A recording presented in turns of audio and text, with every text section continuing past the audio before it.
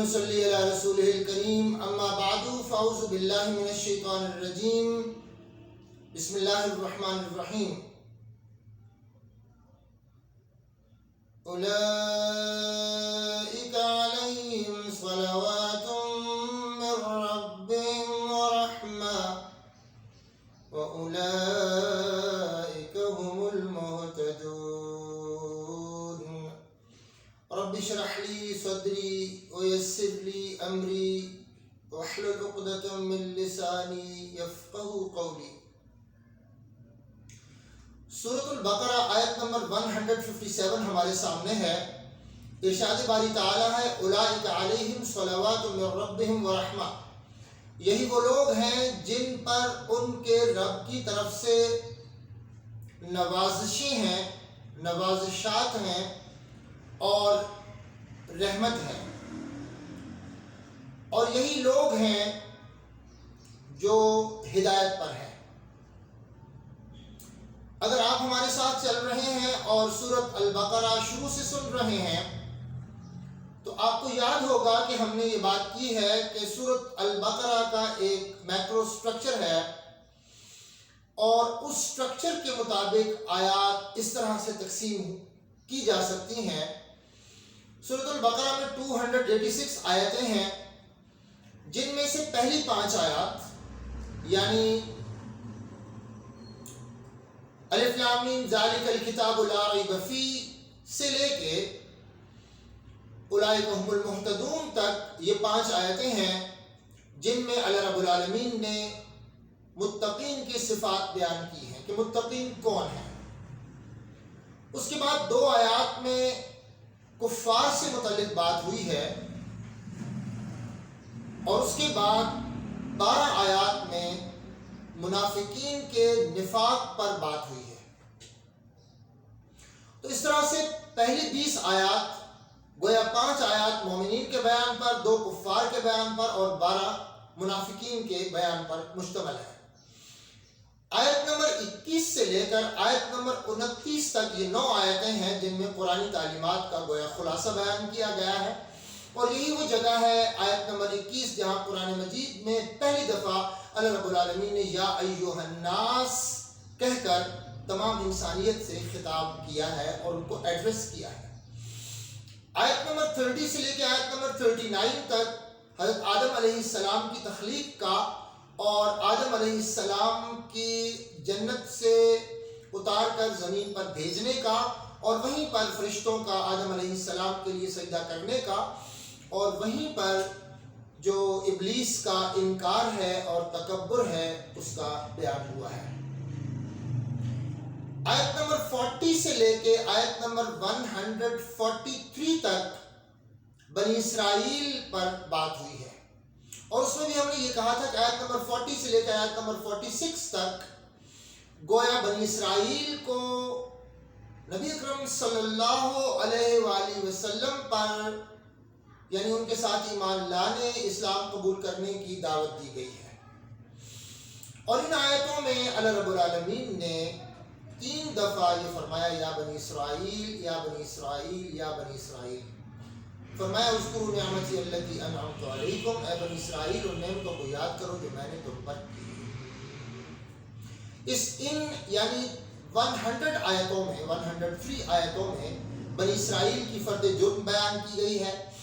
اور ان کی وہ شرارتیں جو انہوں نے پیغمبروں کے ساتھ کی، دین کے ساتھ، دین کا جو انہوں نے مذاق کیا اس پر بات ہوئی ہے، اور ان کا منصب امامت یا منصب جو یعنی لوگوں کی رہبری ہے دین میں، اس سے ان کو معزول کرنے کا بیان شامل ہے۔ اس کے بعد ابراہیم علیہ السلام کے دین کی طرف ان کو دعوت دی گئی ہے، گویا اس کا بیان کر کے ان کو بتایا گیا ہے کہ آپ کہتے ہیں کہ آپ کا تعلق ابراہیم علیہ السلام سے ہے، تو ان کی دعوت تو یہ ہے اور آپ کا عمل تو کچھ اور ہے۔ ابراہیم علیہ السلام کے ساتھ اپنا تعلق اگر بتاتے ہو تو پھر ان کے دین پر چلو، ان کا دین تو وہی ہے جو محمد صلی اللہ علیہ وآلہ وسلم پیش کر رہے ہیں، اور آپ خود اس پر چل رہے ہیں، اور سارے کمپینینز اس کے اوپر چل رہے ہیں، اور سارے وہ لوگ جو اللہ اور اس سچے رسول کے ساتھ ایمان لائے ہیں اس کے اوپر چل رہے ہیں۔ اگر آپ واقعی ابراہیمی دین پر ہیں تو پھر آئیں اس دین کو قبول کر لیں جو محمد علیہ وآلہ وسلم جس کی دعوت دے رہے ہیں۔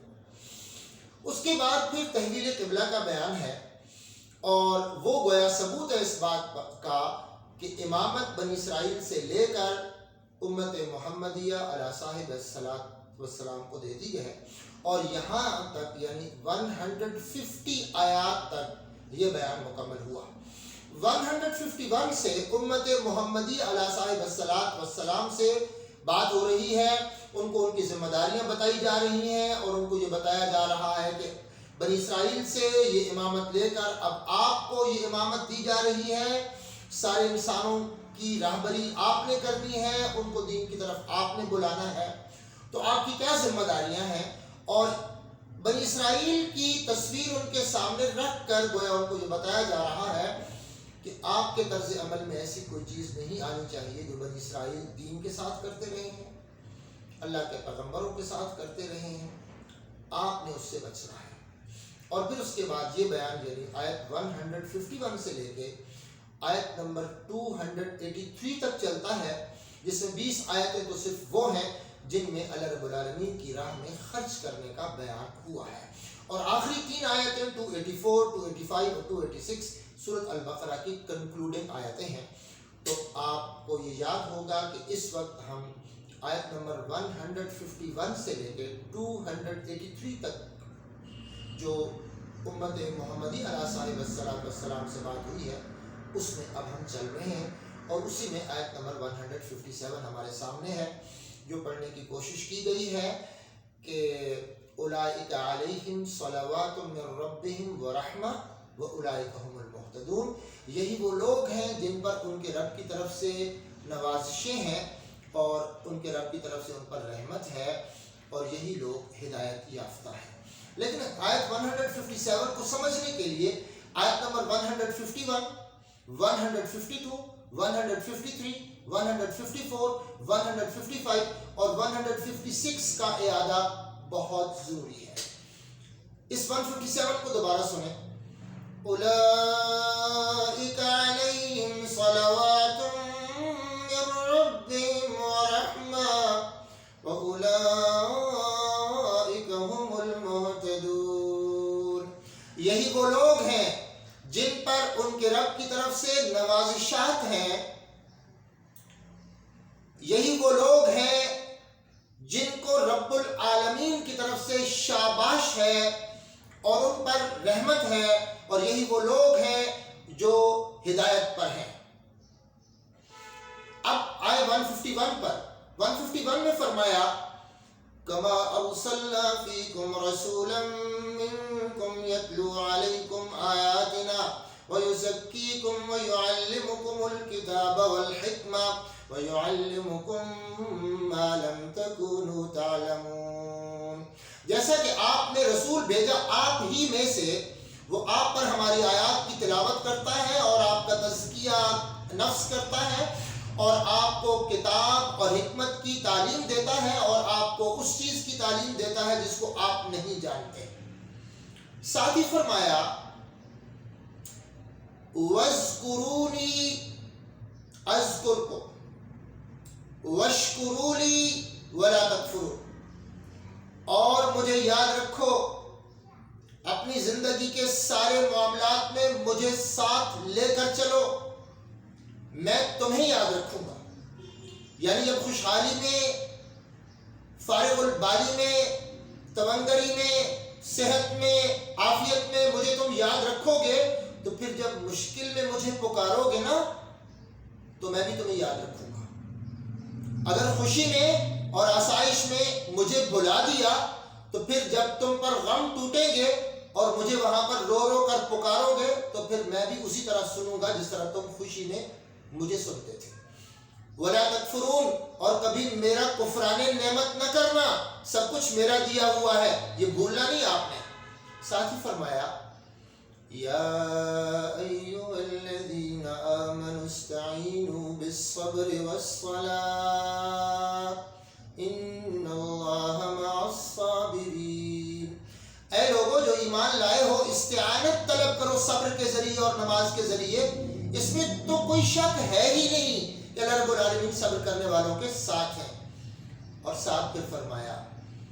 ولا تقولوا لمن يقتل في سبيل الله أموات بل أحياء ولكن لا تشعرون. اور وہ لوگ جو مارے جائیں، کہاں مارے جائیں؟ اللہ کے مقصد میں جیتے ہوئے مارے جائیں، ان کو مردہ نہ کہنا، وہ زندہ ہیں لیکن تمہیں ان کی زندگی کا احساس اور شعور نہیں ہے. اور ساتھ ہی فرمایا وَلَنَبْلُوَنَّكُمْ بِشَيْءٍ مِّنَ الْخَوْفِ وَالْجُوعِ وَنَقْصٍ مِّنَ الْأَمْوَالِ وَالْأَنفُسِ وَالثَّمَرَاتِ وَبَشِّرِ الصَّابِرِينَ. اور ہم ضرور تمہیں آزمائیں گے. یہاں وَلَنَبْلُوَنَّكُمْ میں 2 دفعہ یہ بات ہوئی ہے، ضرور. اور ہم ضرور تمہیں آزمائیں گے. بِشَيْءٍ مِّنَ الْخَوْفِ، کچھ خوف سے، وَالْجُوعِ اور بھوک سے، وَنَقْصٍ مِّنَ الْأَمْوَالِ اور مالوں کے نقصان سے، مالوں کی کمی سے،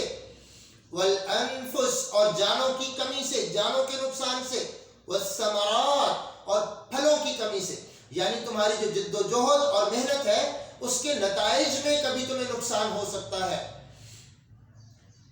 وَبَشِّرِ الصَّابِرِينَ اور خوشخبری دے دیجئے ان لوگوں کو جو صبر کرنے والے ہیں، ڈٹے رہنے والے، ثابت قدم رہنے والے، تمام قسم کی سچویشنز میں، تمام قسم کے سرکمسٹانسز میں رب العالمین کی دی ہوئی تعلیم کے مطابق جینے والوں کو خوشخبری دے دو. کون ہے وہ؟ الذین اذا اصابتهم مصیبہ قالوا انا للہ وانا الیہ راجعون. کون ہے صبر کرنے والے جن کو آپ نے خوشخبری دینی ہے؟ صبر کرنے والے وہ لوگ ہیں کہ انہیں جب مصیبت آتی ہے تو ان کی زبان پر یہی کلمہ آتا ہے، انا للہ، بے شک ہم تو اللہ کے لیے ہیں، ہم تو ہیں ہی اللہ کے، ہمارا سب کچھ اللہ کا ہے. اللہ نے دیا، اللہ نے لے لیا، تو غم کس بات کا، گلہ کس بات کا؟ ہم بھی اللہ کے، ہمارے پاس جو کچھ ہے وہ سارے کا سارا اللہ کا. اس کی فرمان برداری کرتے ہوئے، اس کے لیے جیتے ہوئے اگر ہمارا کوئی نقصان ہوتا ہے تو ہم تو اس کو نقصان نہیں سمجھتے، وہ تو اللہ کے پاس گیا ہے اور اللہ ہمیں وہ واپس دیں گے بڑھا چڑھا کر. انا للہ، بے شک ہم اللہ کے لیے ہیں، وَإِنَّا إِلَيْهِ رَاجِعُونَ اور بے شک ہم اسی کی طرف لوٹنے والے ہیں. یعنی جو کچھ ہم سے اللہ لیں گے، ہمارا جو نقصان ہوگا اللہ کی راہ پر چلتے ہوئے، وہ تو اللہ کے پاس جمع ہو گیا ہے، اور جب ہم اس کے پاس جائیں گے تو ہمیں وہ واپس دے دے گا بڑھا چڑھا کر. ساتھ ہی فرمایا اولئک علیہم صلوات من ربہم، یہ ہیں وہ لوگ جن پر ان کے رب کی طرف سے شاباش ہے، رب کی طرف سے نوازشیں ہیں، ورحمہ اور ان پر ان کے رب کی طرف سے رحمت ہے، وَأُولَئِكَ هُمُ الْمُهْتَدُونَ اور یہی وہ لوگ ہیں جو ہدایت یافتہ ہیں. یعنی یہ یقین پیوست ہو جانا انسان کے دل و دماغ میں کہ میں اللہ کا ہوں، مجھے اسی کی فرمانبرداری کرنی ہے، اور اس کی فرمانبرداری کی راہ پر چلتے ہوئے جو میرا نقصان ہوتا ہے وہ نقصان نہیں ہے، وہ اللہ کے پاس جمع ہو رہا ہے، میں بھی اللہ کا ہوں اور میرا سب کچھ اللہ کا ہے. اس کو شاباش ہے اللہ کی طرف سے. اب یہ کہنا کہ بات تو ہم نے اللہ کی کوئی نہیں ماننی، عملی زندگی میں کافر بن کے رہنا ہے، اور جب ہمارا کوئی نقصان ہو جائے تو پھر ہم نے کہنا انا للہ، ہم اللہ کے لیے ہیں. ہمارا طرز عمل تو یہ بتا رہا تھا کہ ہم اللہ کے لیے نہیں ہیں، ہم شیطان کے لیے ہیں یا طاغوت کے لیے ہیں اور انہی کا کام کر رہے ہیں. دیکھیں، یا ہمیں مسلمان ہونا ہے یا کافر ہونا ہے، یہ درمیان کی راہ، یہ نفاق کہ دل چاہا تو اپنے آپ کو اللہ کے ساتھ جوڑ لیا اور دل چاہا تو شیطان کے ساتھ جوڑ لیا. یہ دو رنگی، یہ دو رخی، یہ نفاق کی زندگی، یہ کوئی زندگی ہے؟ مومن وہ ہے جو اللہ کے لیے جیتا ہے، اور اللہ کے لیے جیتے ہوئے جب اس کا نقصان ہوتا ہے تو پھر وہ کہتا ہے ہم تو اللہ کے ہیں اور اللہ کی طرف ہم نے لوٹنا ہے. اولئک علیہم صلوات من ربہم، یہ وہ لوگ ہیں جن پر ان کے رب کی طرف سے نوازشات ہیں، یہ وہ لوگ ہیں جن پر ان کے رب کی طرف سے شاباش ہے، ورحمہ اور رحمت ہے، اولئک هم المہتدون، اور یہی لوگ سیدھی